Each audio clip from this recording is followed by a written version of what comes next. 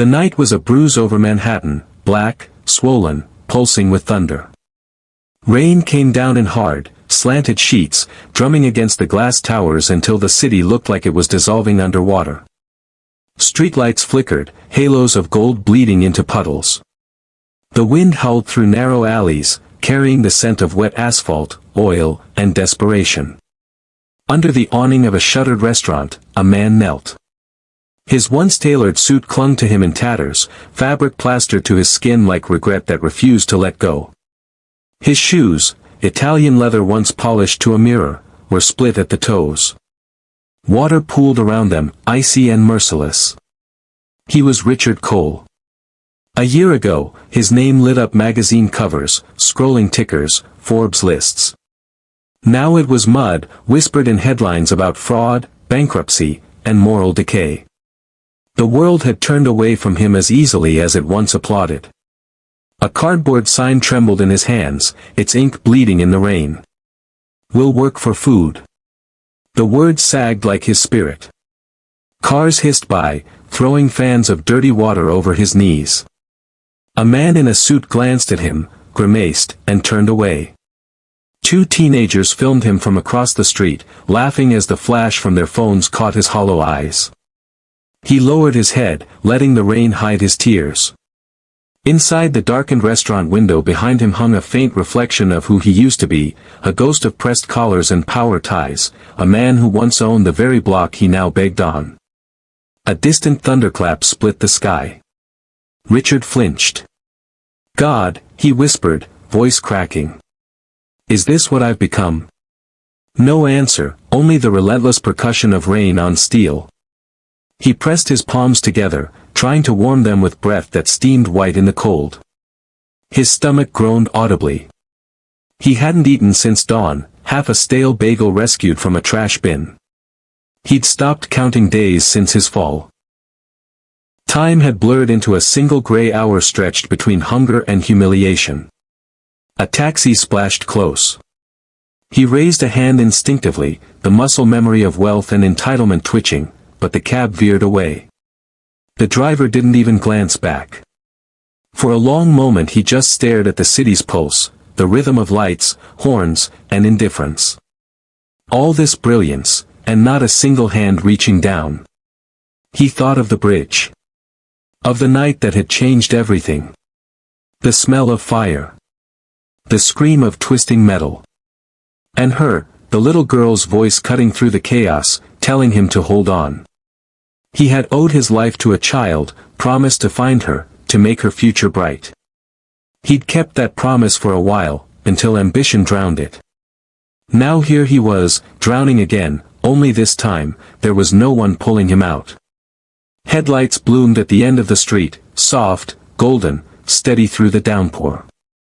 A black SUV glided slowly past the curb, its wipers slicing rhythmically. The windows were tinted dark, but the silhouette of a passenger leaned forward. The car slowed. Richard blinked through the rain, unsure if it was real or another cruel mirage. The SUV stopped a few yards away. Its engine hummed low, expensive, confident, everything he no longer was. The passenger window rolled down halfway. Warm air and soft music spilled into the storm. Inside, a small face framed by braids appeared. Her eyes, dark, wide, searching, met his. For a moment the rain seemed to hold its breath. The girl couldn't be more than 12, but her posture was steady, unafraid. A silver bracelet dangled from her wrist, the same bracelet he had once given to a little girl named Amara after she dragged him from a burning car. Recognition struck him like lightning. No. It couldn't be. The girl tilted her head, peering through the rain-streaked window. Her voice, though older, carried the same clear sincerity that had once shouted through fire and smoke. "Sir, do you remember me?" Richard's throat closed. His heart thundered louder than the storm. He stumbled to his feet, blinking away the water, squinting through disbelief. "Amara," he croaked. His voice barely rose above the rain. But she heard it. Her lips parted in a small, aching smile. Behind her, a chauffeur turned slightly, uncertain. "Miss, should I?" She lifted a hand. "Wait." The driver hesitated, glancing from her to the soaked, ragged man outside. "He could be anyone," he muttered. "We shouldn't stop here." But Amara's gaze never left Richard. "He's not anyone," she said softly. "He's someone I once saved." Richard's knees weakened. He clutched the wall for balance. The rain blurred everything, buildings, cars, faces, until only that voice remained. A year ago, he had stood in power, she had knelt beside his wreckage. Now, she sat protected by warmth and privilege while he shivered beneath the storm. The symmetry of fate cut him open. He wanted to speak, to apologize, to say something, anything, but all that escaped his lips was a hoarse whisper. I'm sorry." The driver shifted impatiently. "Miss, please.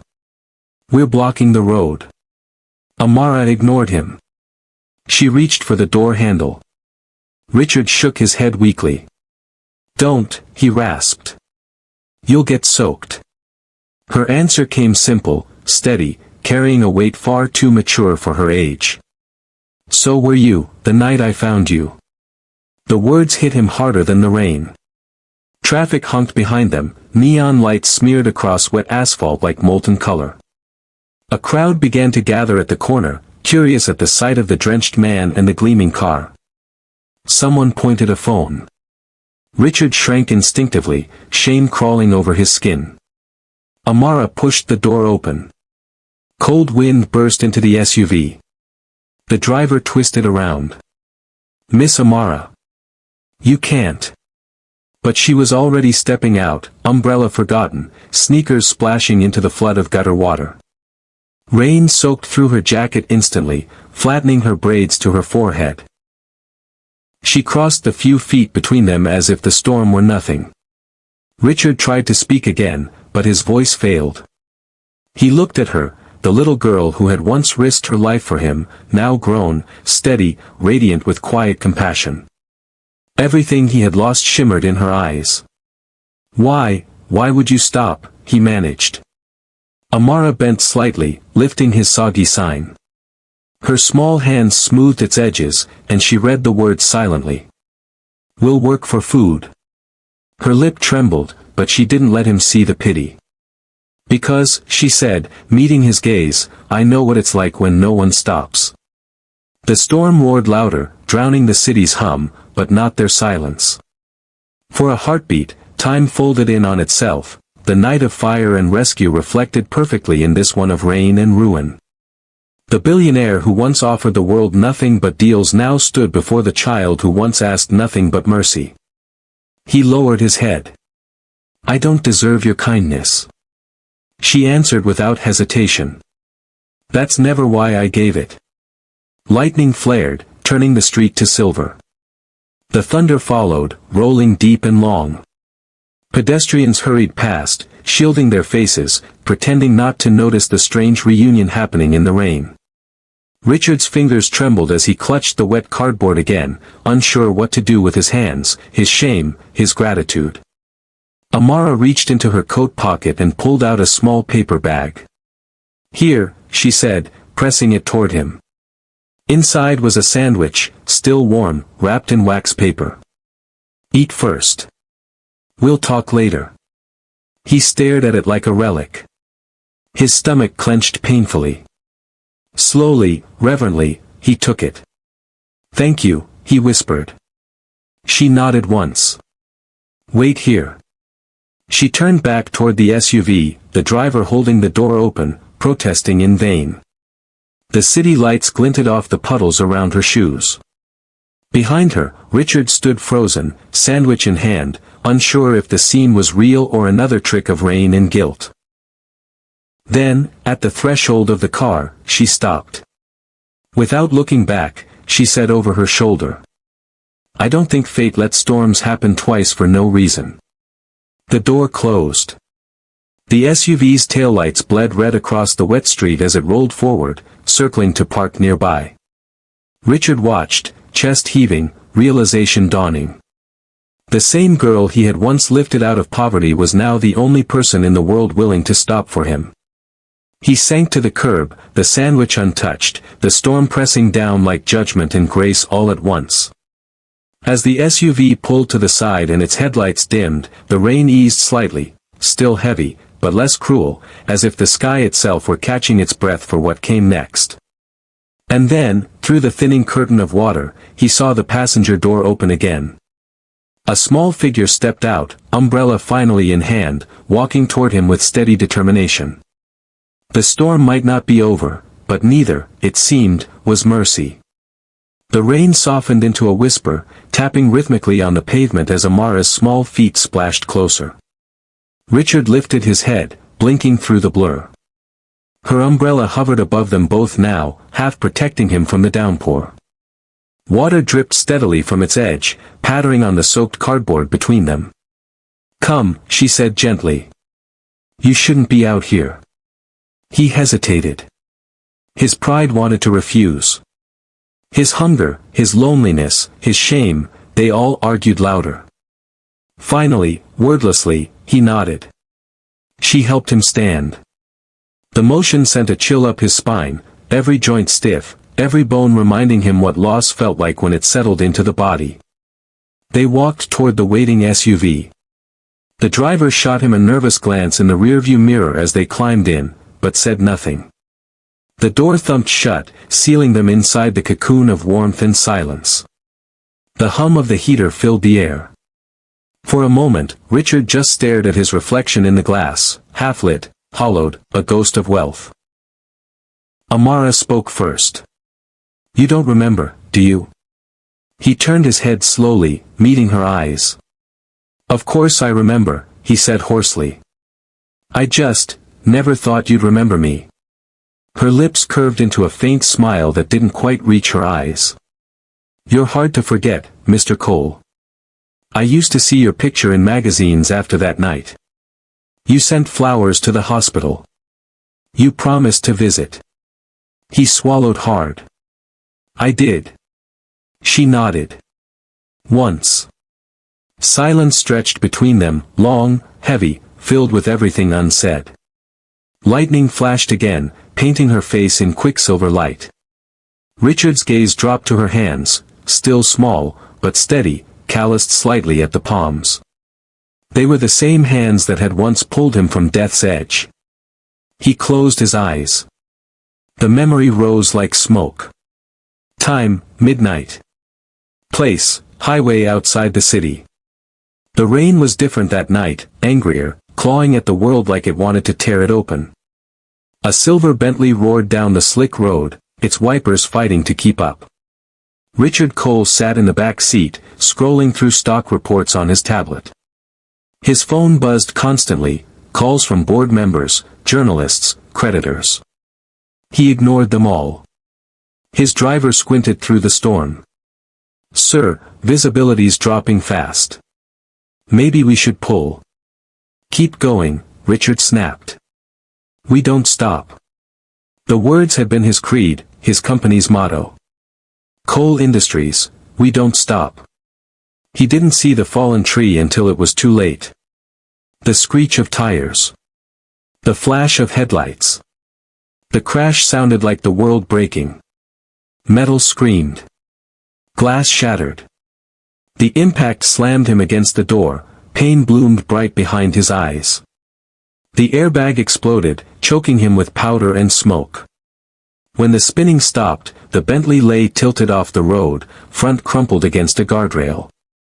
Rain hissed over the wreck like steam from a dying engine. Richard coughed, tasting blood. "Help," he croaked, fumbling for the door handle.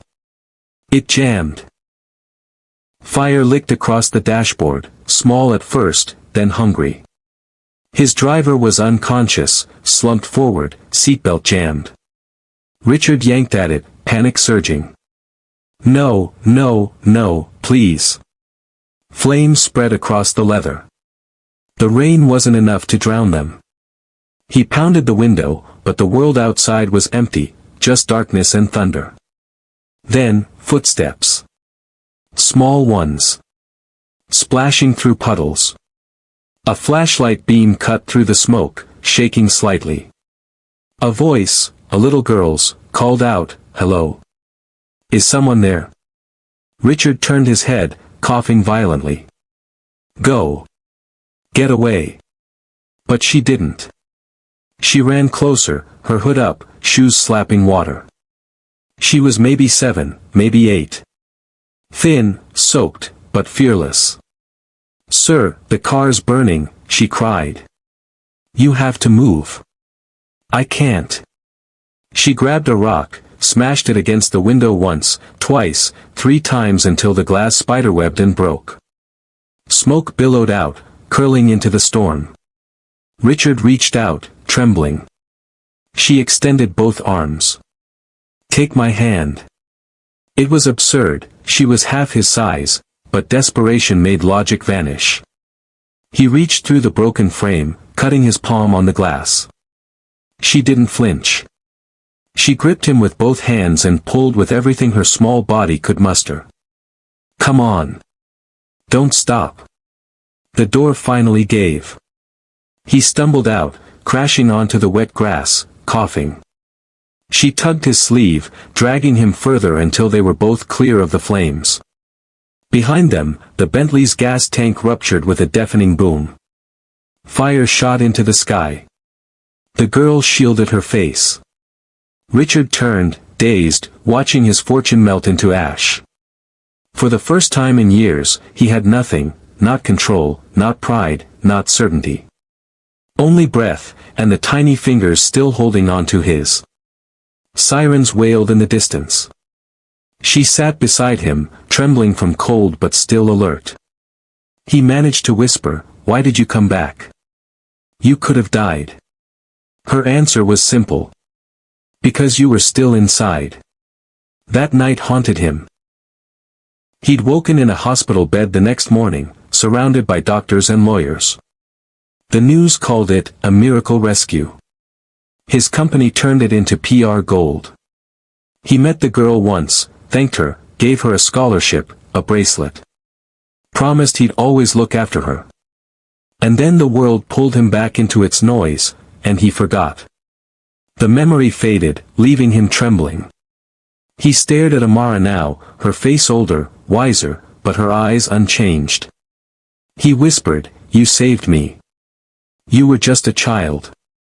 "I was hungry," she said softly. "I used to look for cans near that road. That's when I saw the fire." The admission hit him harder than any headline ever had. "You were homeless?" She nodded once. "Mama was sick. We stayed wherever we could. You helped for a while."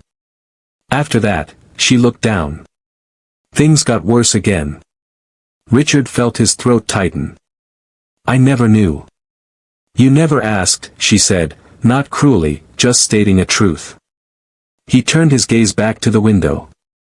Raindrops streaked down the glass like tiny rivers. Outside, the city blurred into a watercolor of light and sorrow. The driver cleared his throat. "Miss, where should I take him?" Amara answered before Richard could protest. "Someplace warm." Richard shook his head. "No. You don't owe me that." Amara folded her hands on her lap. "You once said the same thing when I tried to thank you for the scholarship. You told me good people don't do favors for debt, they do them because someone once did it for them." He closed his eyes. The echo of his own forgotten wisdom stung. "I'm not that man anymore," he said.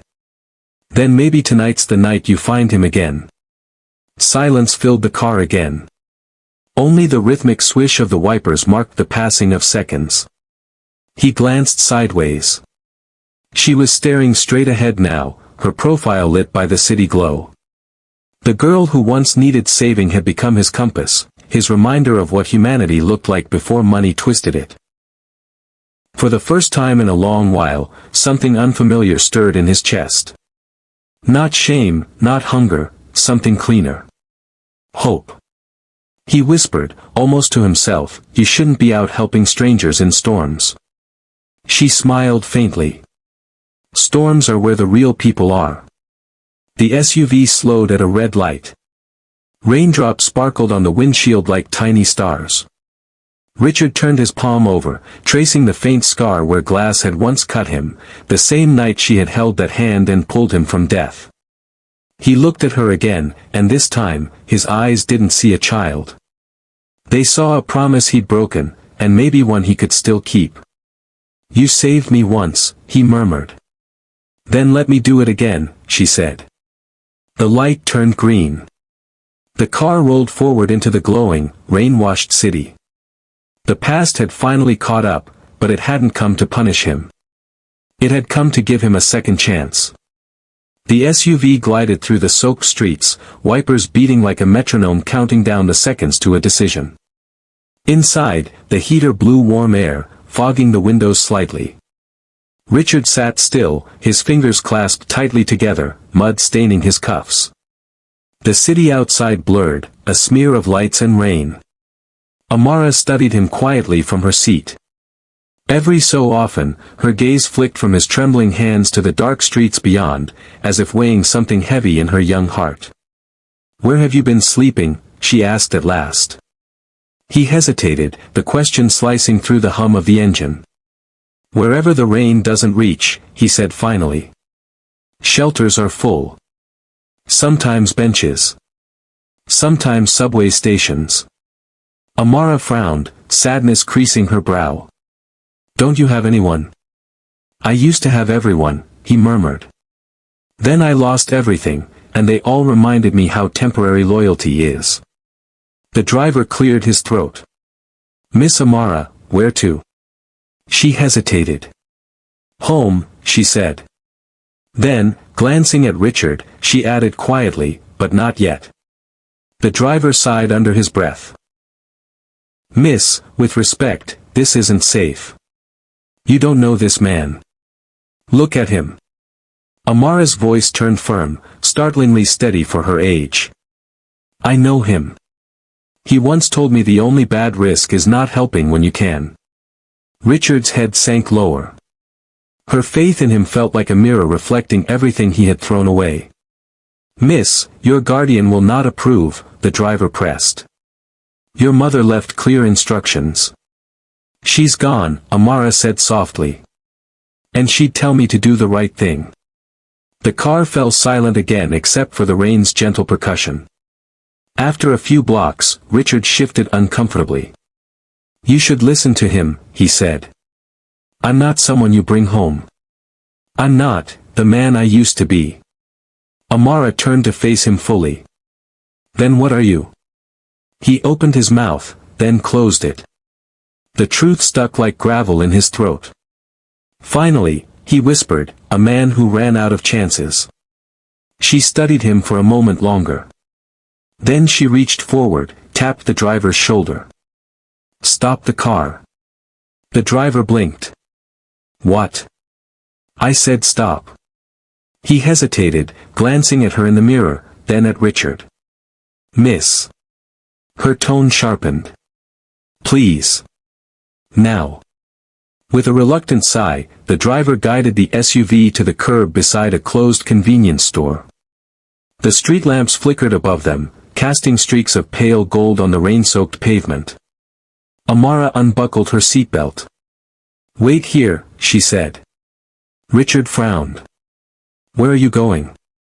"To get you something better than cold bread," she said, already opening the door. Before he could protest, she dashed out into the rain, her figure darting toward the store's awning. She disappeared for a moment behind the fogged glass doors, leaving him staring helplessly after her. The driver shook his head. "That girl's got more heart than sense," he muttered. Richard didn't answer. His gaze stayed fixed on the storefront, watching the small silhouette moving inside, bright against the gray world. For the first time in months, he felt the faintest flicker of warmth, not from the heater, but from something deeper. Someone still believed he was worth saving. A minute later, the door chimed, and she came running back, clutching a steaming paper cup and a small plastic bag. "Here," she said, sliding back into the seat and handing them over. "It's not much, but it's hot." He took the cup carefully. The heat burned against his palms, but it felt good. Real. Human. "Why are you doing this?" he asked quietly. "You don't even know what I did. What kind of man I became." Amara tilted her head, eyes steady. "Does it matter?" He blinked. "Of course it does." She smiled faintly. "It didn't matter to you that night." The words hit him like a confession he hadn't expected. He stared at her for a long moment, then nodded slowly, defeated and moved all at once. "You're your mother's daughter," he whispered. "She raised you brave." "She raised me grateful," Amara said. "You gave me a chance when no one else did. Now I'm giving one back." The driver exhaled loudly. "Where to now, miss?" Amara turned toward the window, her reflection merging with the streaks of light outside. "Someplace he can rest," she said. "Someplace safe." Richard stared at her profile, feeling the strange ache of humility swell in his chest. The same city that had worshipped his wealth now felt infinite and cold, yet in this small act, it began to warm again. He tried to speak, but the words refused to come. His vision blurred slightly, not from the rain this time. Amara leaned forward, told the driver softly, "There's a shelter 2 blocks over. The one near the church. Take us there." The car eased back into motion. Richard rested his head against the window, watching the world slide by in smeared color. His reflection looked smaller now, less monstrous.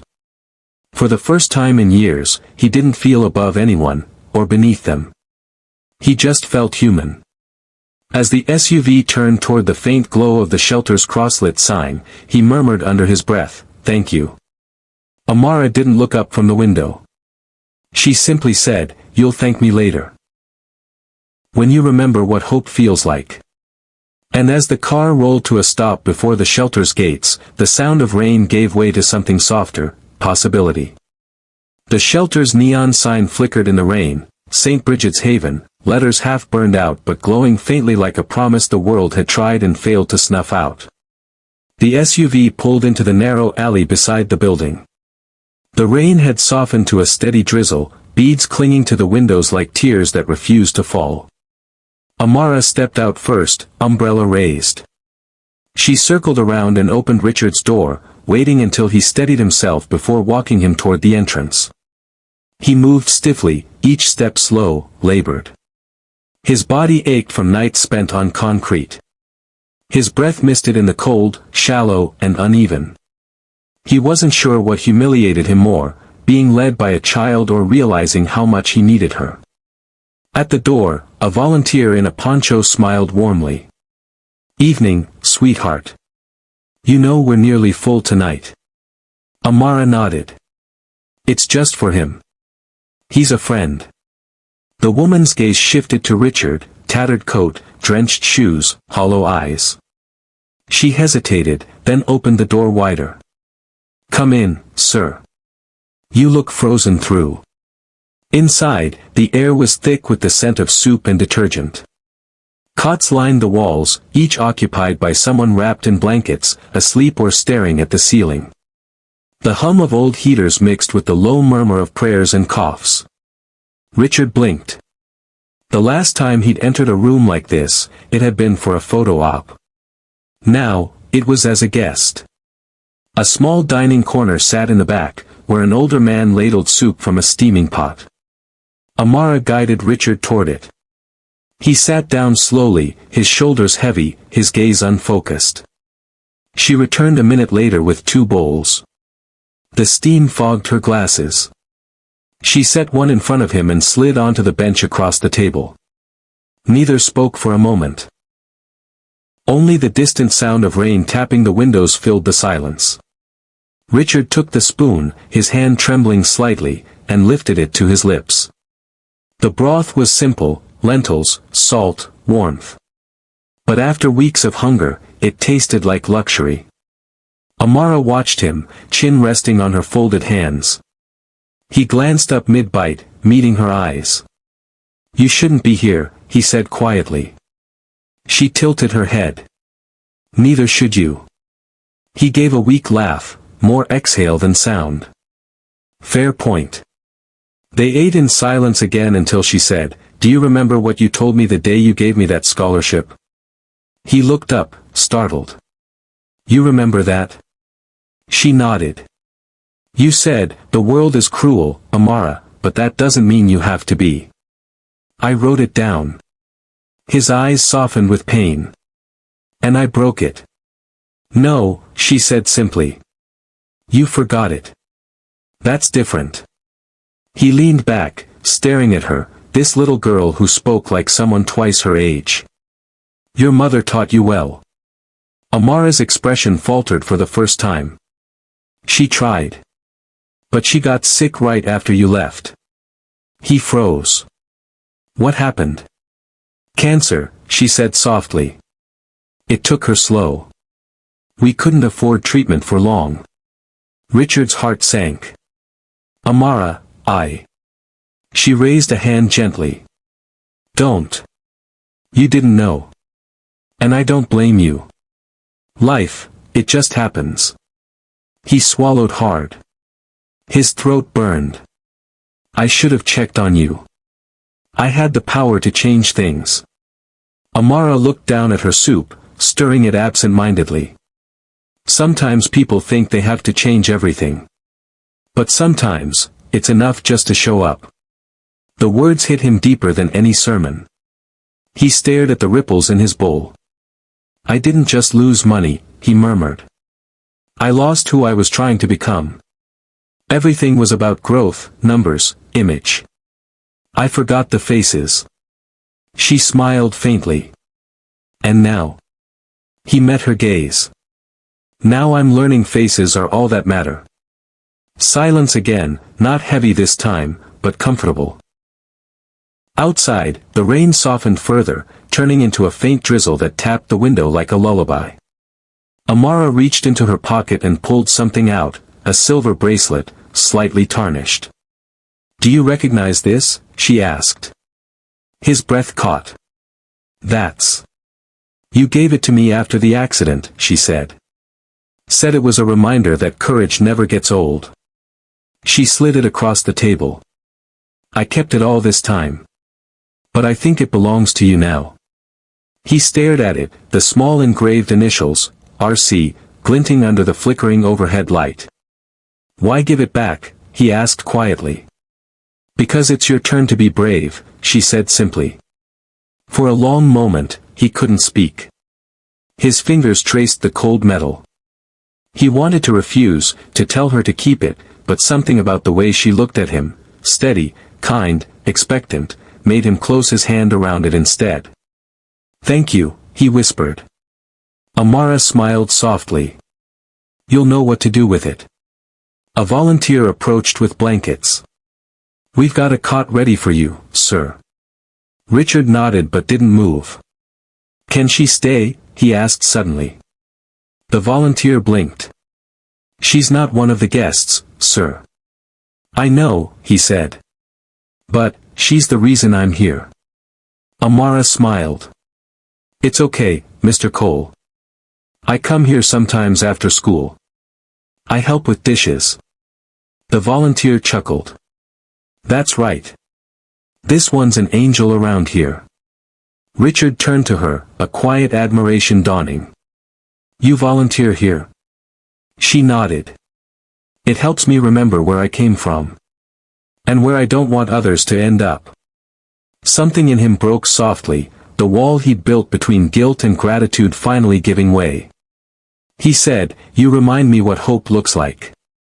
"And you remind me what second chances look like," she replied. They both smiled, small, fragile, but real. The shelter lights dimmed as closing hour neared. The volunteer handed him a folded blanket. "Rest easy, sir. Morning comes faster here than you think." Richard lay down on the cot nearest the window. The metal frame creaked under his weight. Amara lingered nearby, pulling another chair close. "Do you need anything else?" she asked. He shook his head. "Just a little peace." Maybe forgiveness. She touched the bracelet still clutched in his hand. Then you're already halfway there. He watched her for a moment longer, her small frame silhouetted against the faint light. Why are you still helping me? He asked softly. Because storms end, she said. But people don't always wait for them to. He exhaled deeply, eyes fluttering shut. As he drifted into uneasy sleep, he heard her hum softly, a tune from some forgotten lullaby. The rain outside slowed to a gentle patter, as if keeping rhythm.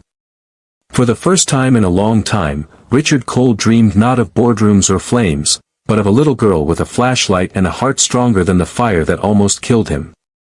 And for the first time, that dream didn't feel like punishment. It felt like beginning.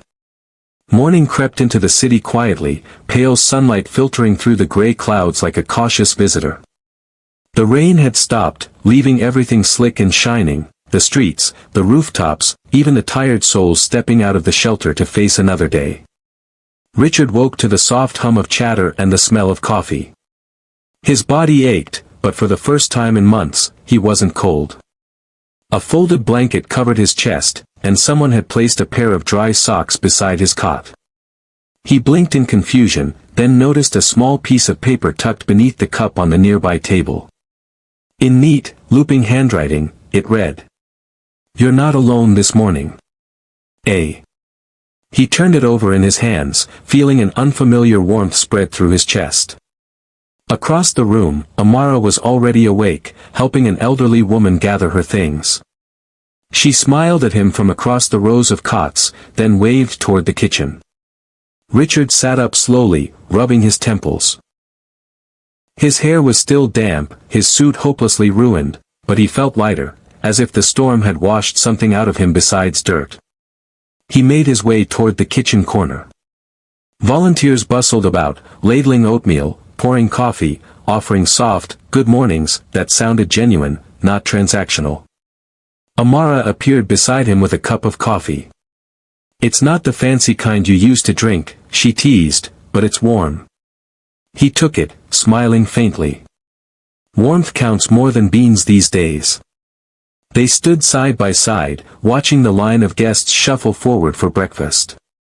Richard's gaze moved slowly over them, men in worn coats, women with children, teenagers avoiding eye contact. Faces he used to pass by without seeing. He whispered, "So this is what the world looks like when you stop standing above it." Amara nodded. "It's what it always looked like. You just see it now." A volunteer called Amara's name. She excused herself to carry boxes of canned goods from the back. Richard followed, insisting on helping. She laughed. "You don't have to." "I do," he said. "I need to feel useful again." They carried the boxes together through a side hallway that opened into a small classroom space, walls painted sky blue, lined with bookshelves and children's drawings taped to every surface. "This is the kids' area," Amara explained proudly. "We teach after school. Reading, math, sometimes just how to dream again." Richard ran a hand over the drawings, stick figures under rainbows, hearts, stars, and one with a quote scrawled in a child's handwriting. "Kindness doesn't cost money. It costs time." He felt his throat tighten. "Did you write that one?" Amara shook her head. "One of the kids did. He sleeps 2 bunks over from where you were last night." Richard smiled sadly. "Smart kid. He wants to be an engineer," Amara said. "Says he wants to build houses for people who have none." "Then he's already richer than I ever was," Richard murmured. Amara turned, watching him closely. "You could help him, you know. You still have what most people don't." He raised an eyebrow. "What's that?" "Knowledge," she said simply. "You used to build empires. Teach us how to build futures instead." He chuckled softly. "You sound like someone twice your age." She shrugged. "I've seen enough storms to know what matters." Richard looked around the small room again. It wasn't grand. The tables were mismatched, the chairs squeaked, the paint peeled in corners, but the air felt alive with purpose. He hadn't felt that in years. He said quietly, almost to himself, I once spent millions designing skyscrapers that reached the clouds. But none of them ever touched hearts like this place does. Amara smiled. Then maybe this is where you start again. A door creaked open behind them. A tall woman in a red cardigan stepped in, Sister Helen, the shelter's director. Her gray hair was tied in a loose bun, her eyes kind but sharp. Ah, she said, spotting Richard. So you're the mysterious guest everyone's whispering about. Richard straightened slightly, self-conscious. Just another lost soul, ma'am. She smiled. We're all lost souls here. Some of us just carry fancier luggage. Amara stifled a laugh. Sister Helen continued, Amara tells me you're handy with numbers. We could use someone to help with the books. Donations, grants, that sort of thing. He blinked. You trust me with that? She met his gaze steadily. The moment you walked through that door, you became family. And family doesn't waste second chances. He didn't know what to say. Gratitude swelled in his chest, thick and unfamiliar. He nodded. I'd be honored. Helen clapped him on the shoulder. Good. Then let's get you a desk, or at least a corner of one. She winked. The pay is terrible, but the purpose is rich. Amara grinned at him. Told you. This is where you start again. For a moment, the three of them stood in that tiny classroom. The billionaire, the girl who saved him, and the nun who believed in both, and it felt as if the world outside had paused. The storm had ended, but something else was beginning, quiet, real, and unstoppable. Richard looked out the small window where sunlight was finally breaking through the clouds. You know, he said softly, the last time I saw a sky like that, I thought it was just weather. Amara tilted her head. And now? He smiled faintly. Now I think it's forgiveness. By the end of that first week, St. Bridget's Haven had a new helper. Richard scrubbed tables, repaired a broken boiler, filed receipts by hand. Every small task became a kind of penance and a lesson. The residents came to know him as Mr. Rich, unaware, or pretending not to know, that he was once the Richard Cole whose name used to flash across skyscraper billboards. For the first time in years, work made him feel instead of merely earn. Then, one morning, Sister Helen entered the office holding a folded newspaper. Her expression was soft but uneasy. Someone found you, she said, laying the paper on his desk. Across the front page, under a photo taken outside the shelter, the headline screamed. Fallen tycoon seen working at homeless center, publicity stunt or redemption act. Richard froze. The grainy image showed him ladling soup beside Amara. He looked up slowly. Who took this? Helen sighed. Reporters came sniffing around last night. Said they got a tip. Amara, who had been sorting books nearby, turned. A tip? From who? Before Helen could answer, the shelter phone rang. She picked it up, murmured a few words, and handed the receiver to Richard. It's someone from your old company, she said. Richard pressed the phone to his ear. Cole. A voice as slick as oil flowed through the line. Richard, old friend. It's Evelyn Grant. Remember me? He did. Evelyn had been his former partner. The one who had pushed him to expand too fast, to gamble with investors' money, the one who'd walked away clean when it all collapsed. What do you want, Evelyn? She laughed lightly. Just to catch up. The press adores a comeback story. And you, scrubbing floors? That's gold. I'm not interested in your headlines. Oh, but you should be, she said. There's a new development proposal going through City Hall. Guess what land it sits on? He felt his stomach drop. Not the shelter. Smart man, she purred. Prime location. The city needs signatures from current trustees. You happen to be one, still, on paper at least. Sign off, and I'll see you reinstated in your old circle. Discreet salary, apartment, the works. He closed his eyes. And if I don't? Her tone cooled. Then I'll remind the world how you defrauded charities with fake donations before your fall. I'll make sure the shelter loses every grant. Click. The line went dead. He set the phone down slowly. The room felt smaller, the air heavier. Amara watched his face, reading the fear behind the silence. Who was that? An old ghost, he said. Helen frowned. What did she want? To buy back my soul, he said softly. They waited. He finally told them everything, the land titles, the hidden clauses, how his company still owned the property under St. Bridget's. So she can take this place if you sign, Amara said. She can take it even if I don't, he admitted. All she needs is a scandal big enough to freeze our funding. Helen crossed herself quietly. The press already started that storm. Richard rubbed his forehead. Then we fight it the only way that works, with truth. I'll meet her. End it myself. Amara shook her head quickly. That's what she wants. You'll walk in, and she'll twist whatever you say. He looked at her, pride and exhaustion mingling. You think I'm afraid of her? I think you're afraid of what you still want, she replied. The part of you that misses power. Her honesty stung. He didn't deny it. That evening, the shelter buzzed with rumor.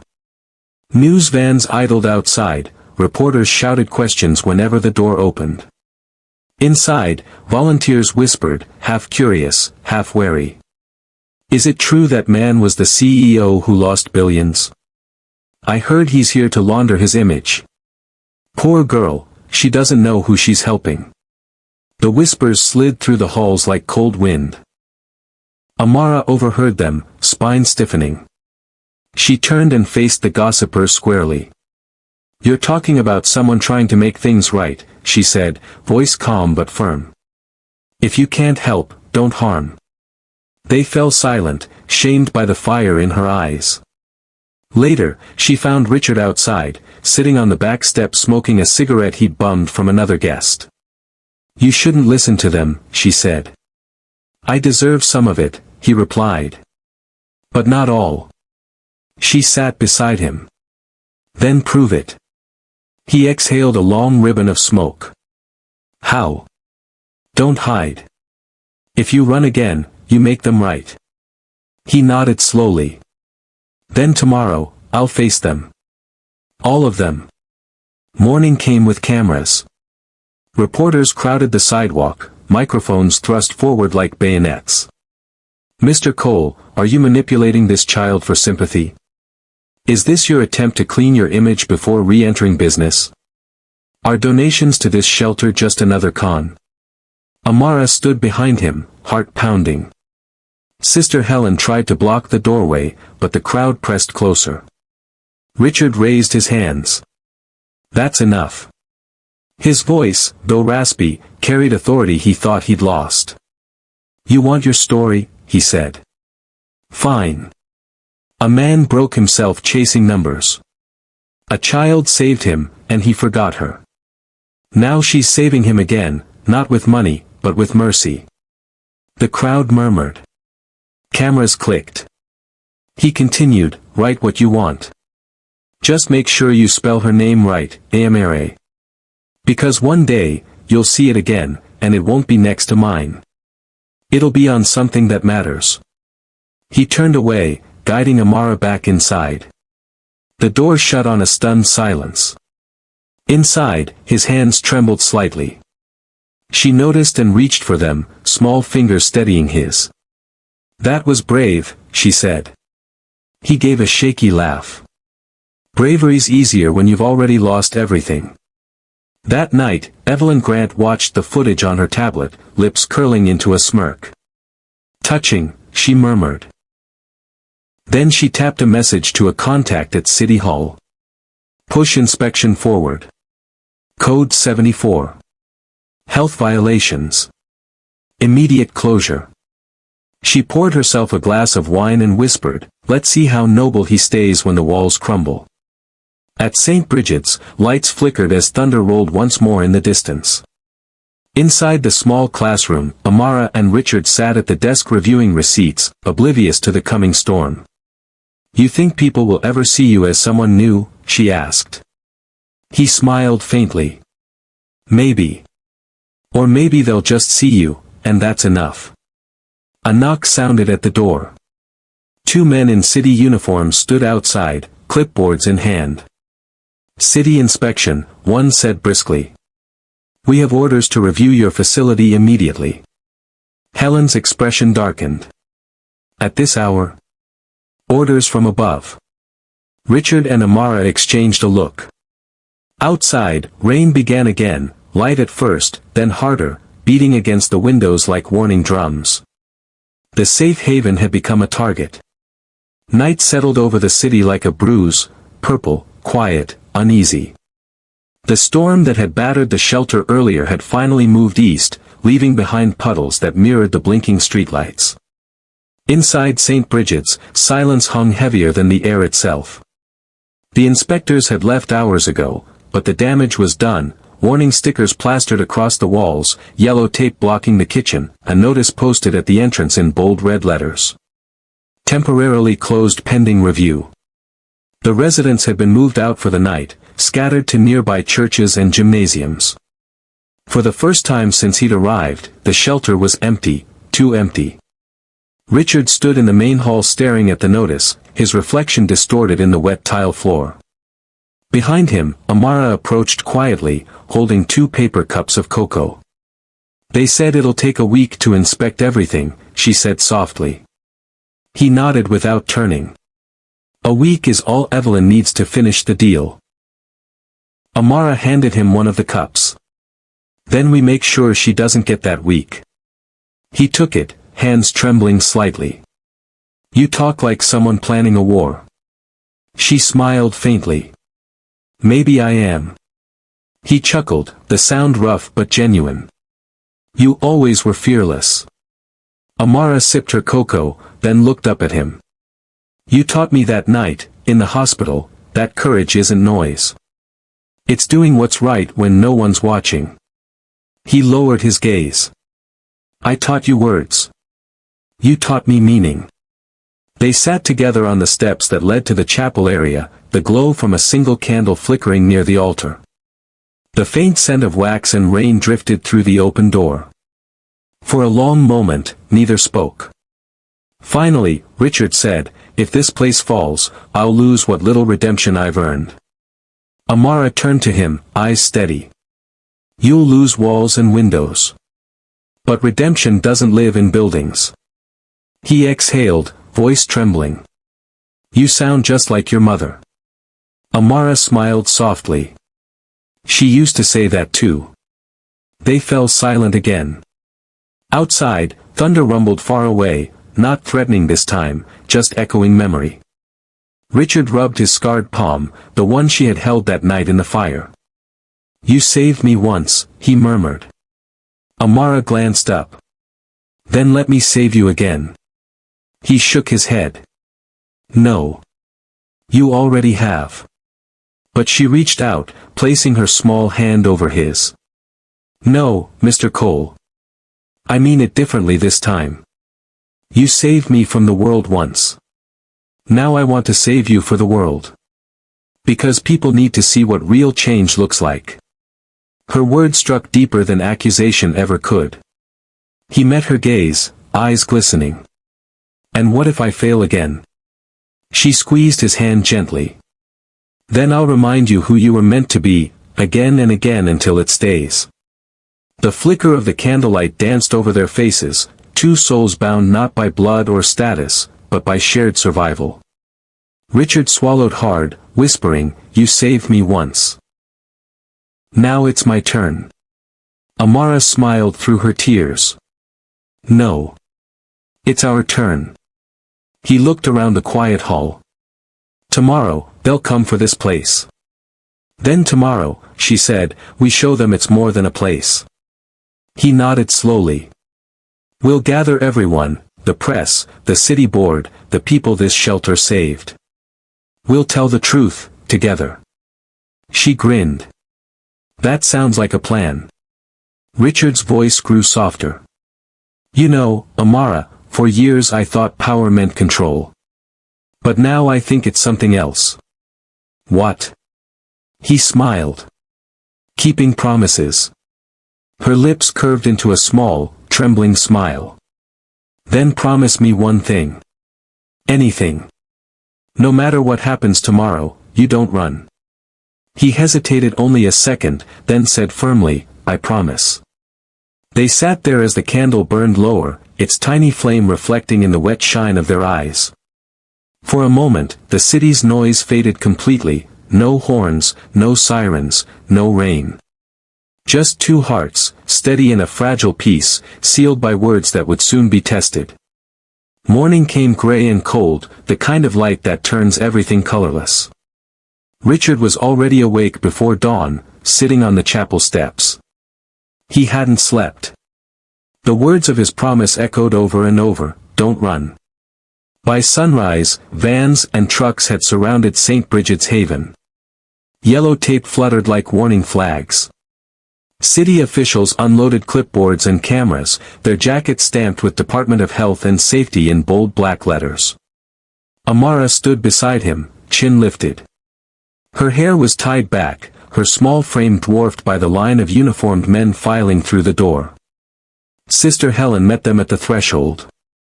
We've passed every inspection for 10 years, she said calmly. The lead inspector, a heavy-set man with sharp eyes, flipped a page. Anonymous complaint says otherwise. Multiple violations. We're here to verify. Anonymous, Richard muttered. Of course. They followed the officials through the hallways as flash cameras popped.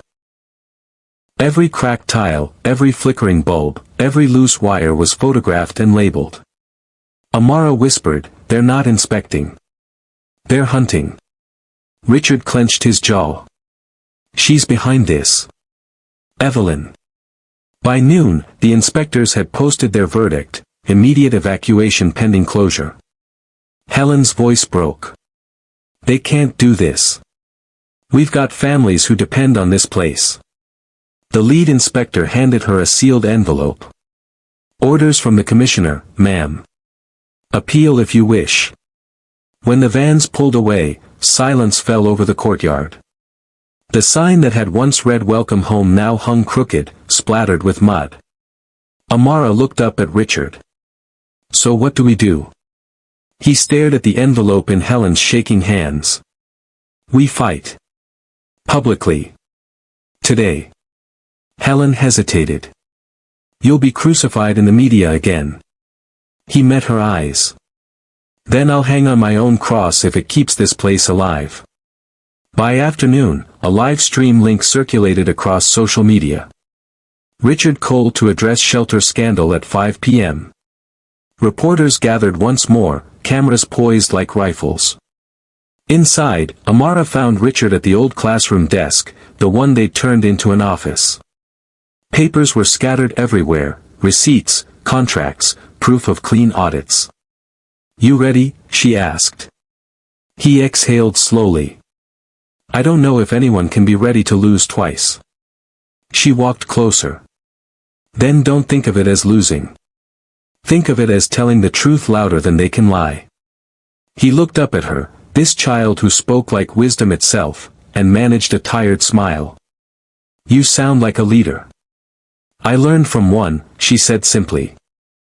At 5 o'clock sharp, the shelter doors opened to a sea of microphones. Rain began again, light at first, then steadily heavier, soaking the steps. Reporters shoved closer, the crowd pressed in. Richard stepped forward, Amara beside him, Sister Helen behind. His coat hung open, rain plastering his hair to his forehead, but his eyes were clear.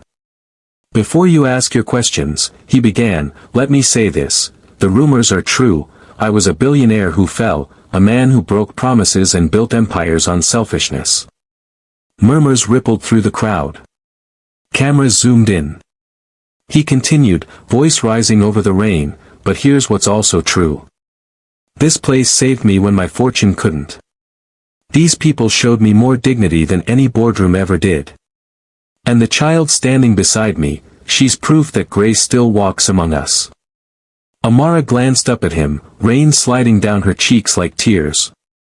She saved me once, he said, turning to her. And now I'm saving her world. Because if we let greed bulldoze compassion, then we deserve every storm that comes. Applause broke from somewhere in the back, soft at first, then growing. A few reporters lowered their cameras, moved by something they couldn't quite name. But before the moment could take root, a sharp voice cut through the noise. Well said, Richard. Truly poetic. Evelyn Grant stepped from a black car at the curb, immaculate in a tailored coat. She smiled for the cameras, the picture of false benevolence. Ladies and gentlemen, she said sweetly, it's inspiring to see Mr. Cole champion morality after all his colorful history. The crowd parted as she ascended the steps, her heels clicking like punctuation marks. This shelter, she continued, sits on land owned by the defunct Cole Industries, a company that collapsed under his fraud. And guess what? The liens remain. I now hold those rights. Gasps. Reporters turned their lenses. Richard's jaw tightened. You mean you bought my debts? Business is business, she said smoothly. But don't worry, I'll rebuild this site. Luxury condos. We'll name one after you, if you behave. Murmurs swelled into outrage. Amara stepped forward, her voice trembling but fierce. You can't take homes from people who have nowhere else to go. Evelyn smirked. Little girl, that's how the world works. Richard's voice thundered back, then maybe the world needs rewriting. Cameras flashed wildly. Reporters shouted. Evelyn turned, her mask slipping just long enough to show disdain. You always did love a stage, Richard, she hissed under her breath. Enjoy your final act. She strode off, leaving chaos in her wake. Inside, minutes later, Richard sank onto a bench, soaked and shaking. Helen placed a hand on his shoulder. You did right. He shook his head. Did I? She owns the land. She'll shut us down, legally or not. Amara knelt in front of him. Then we fight another way. You said we'd tell the truth. Let's show it, every file, every receipt, every life this shelter changed. People will see who's lying. He looked at her, weary but proud. You really believe that's enough? I believe in you, she said simply. That broke something inside him, the part of him still convinced redemption was temporary. He whispered, if I lose again, I don't know if I can stand back up. She reached up, took his hand, and placed it over his heart. Then I'll hold you up. That's what promises are for. He nodded slowly. Then tomorrow, we make noise. She smiled through the tears. Good. Because I've already called the news back. He laughed, a full, unguarded sound that echoed through the empty hallways. But as the laughter faded, thunder rolled again outside. The lights flickered.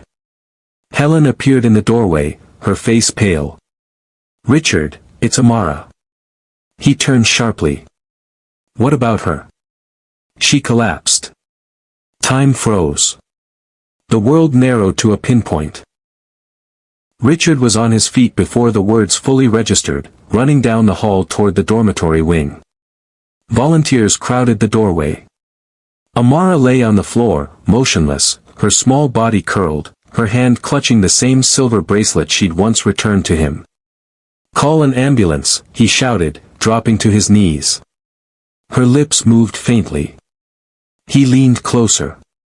She whispered, barely audible, don't break the promise. Then her eyes fluttered shut. Richard's heart stopped. The sirens outside blurred into a long, unending scream.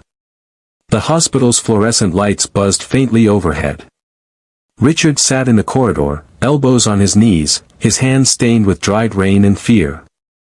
Through the glass window ahead, he could see Amara lying motionless, wires running from her arms to a beeping monitor. The rhythmic beep-beep was the only proof she was still with him. Doctors moved quietly around her bed. One stepped out a moment later, his face drawn. Severe exhaustion. Malnutrition, dehydration, stress. She's been pushing herself far too hard. Richard rose, gripping the man's sleeve.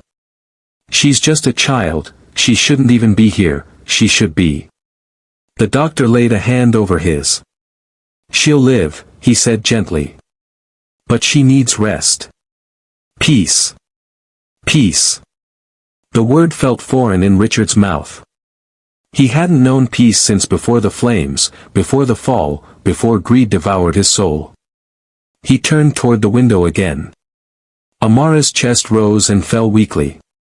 Her silver bracelet caught the fluorescent light, throwing a faint reflection onto the wall. He whispered to himself, "You saved me once, now it's my turn." Outside the hospital, the storm had broken again, not rain this time, but headlines. Every news channel replayed Evelyn Grant's confrontation on the shelter steps. Talk shows dissected his speech. Social feeds mocked his redemption theater. But buried among the cynicism, one thread began trending. Hashtag stand for St. Bridget, she saved him once. Hundreds of posts. Then thousands. Pictures of Amara helping children, serving soup, smiling through the storm. Her story spread faster than Evelyn's smear campaign ever could. By dawn, the world had chosen a side. The next afternoon, Richard stood outside City Hall, facing a sea of cameras and people holding homemade signs. Save the shelter. Kindness isn't a crime. You saved me once, now it's our turn. Sister Helen stood beside him, clutching a folder of documents. Are you sure about this? She asked. He nodded. If I don't speak now, I'll lose her and everything she believed in. The mayor approached the podium, looking uneasy. Mr. Cole, this isn't a press rally. Richard raised a hand. Then consider it a confession. He stepped to the microphone. The crowd quieted. Rain clouds hovered above, threatening but holding back. I've been called a fraud, he began, a failure, a thief. And once, all of that was true. A ripple moved through the reporters. I built towers to touch the sky, he said, voice rising, and never once looked down at the people I stepped over to get there. I called myself successful. But I was empty. Until a little girl, a stranger, ran into a burning car and dragged me back to life. He paused. The air seemed to hold its breath. She didn't ask who I was. She didn't care about money, or power. She saw a man in need and did the one thing most of us forget how to do, she stopped. She cared. The crowd shifted. A few heads bowed. She saved me again when she found me broken and begging in the rain. She didn't owe me anything. But she believed I could still be more than my mistakes. And I promised her, I'd fight for what's right, even when it hurts. He looked toward the hospital across the street, where an upstairs light glowed faintly, Amara's room. She's fighting for her life right now, while we stand here debating profits and property lines. So if you need a villain to blame, blame me.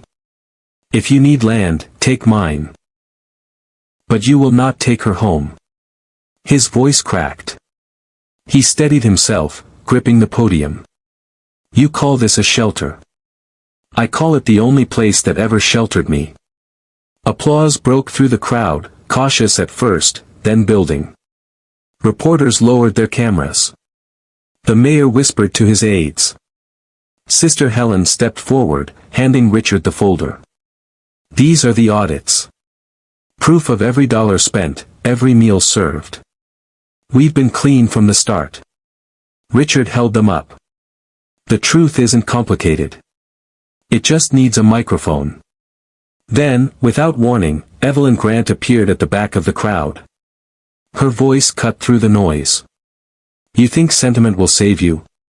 The land is mine by law. Richard met her gaze calmly. Maybe so. But hearts aren't. He turned to the mayor. You have the power to halt her project until an ethics review. Use it.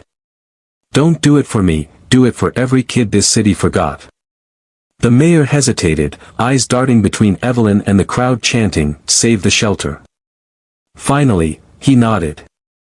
Effective immediately, construction is suspended pending investigation. Cheers erupted. Reporters surged forward. Evelyn's face blanched with fury as she spun away into her car. Richard stood frozen, overwhelmed. The chant of the crowd blurred into a single word. Amara. Amara. Amara. He looked skyward, whispering, "You did it, kid." Later that evening, he returned to the hospital. Amara was awake now, pale but smiling faintly. "I saw it," she whispered as he entered. "On TV." He pulled a chair beside her bed. "You should have been resting." She shrugged weakly. "I couldn't miss your speech." He laughed softly. "Guess I finally kept a promise." "You did more than that," she murmured. "You gave them hope." He reached for her hand. "No, Amara. You did. I just borrowed your courage." Her eyes closed briefly, tears sliding down her cheeks. "Then let's keep borrowing it together." He nodded, voice trembling. "Deal." The monitor beeped steady, gentle. Outside the window, the rain had finally stopped. Sunlight, golden, defiant, broke through the clouds, washing the hospital room in warmth. Richard whispered, almost to himself. "Say what you will about me, but don't you dare question her worth." Weeks passed. The city that once mocked him now couldn't stop talking about him. But Richard didn't care about headlines anymore, only about one name that still echoed in his chest. Amara. She was recovering well. The hospital released her to the shelter's care after a month, though "shelter" was no longer the right word. In the time she'd been gone, something extraordinary had happened. Donations poured in, from strangers, from former employees, even from rival CEOs. Volunteers doubled, then tripled. The city council, under public pressure, granted permanent protection status to St. Bridget's Haven. Evelyn Grant's project collapsed under investigation, her bribes exposed, her assets frozen. News cameras captured her leaving City Hall in handcuffs, a grim symmetry to the arrogance she'd once worn. Richard didn't celebrate. He simply watched from a distance as justice, slow and steady, came like morning light through fog. The shelter reopened under a new sign, freshly painted in gold letters. The Amara Haven Foundation. You saved me once, now it's my turn. The first day it reopened, the line outside stretched down the block. Families, veterans, single mothers, all seeking the warmth that couldn't be bought.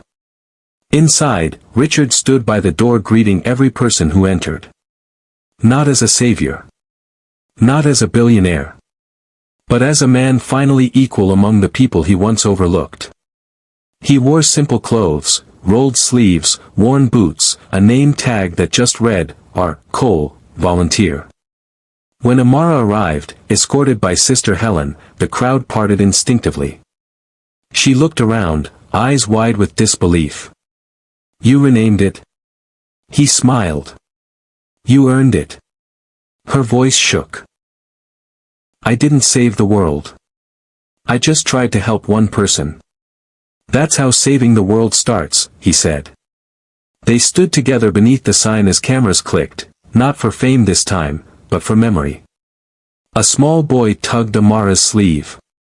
Miss Amara, can you help me with my homework again? She laughed softly. Of course, baby. Go find a seat. As she walked toward the classroom, Richard followed with a quiet pride swelling in his chest. Sister Helen joined him at his side. "You kept your promise," she said. He nodded. "No, we did." That afternoon, sunlight spilled through the windows in the same spot where rain had once leaked through the ceiling. The classroom was full, laughter, pencils scratching, Amara reading aloud from a book while kids leaned forward, eager to listen. Richard repaired a wobbly desk in the corner, watching her from across the room. Her voice was steady now, her confidence shining through every word. She caught him watching and smiled. "What?" He shrugged. "Just checking if the new teacher needs a raise." She giggled. "We don't pay volunteers, remember?" He chuckled. "Then I'm underpaid and happy."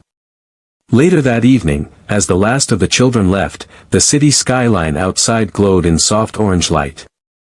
Amara sat on the front steps, her silver bracelet catching the sunset. Richard joined her, handing her a small folded paper. "What's this?" she asked. "Something I've been meaning to give you." She unfolded it, a legal document, stamped and notarized. Her eyes widened. "You transferred the property to my name?" He nodded. "You're the founder now." "I'm just staff." Tears welled up instantly. I don't even know what to say." "Say yes," he said gently. She laughed through the tears.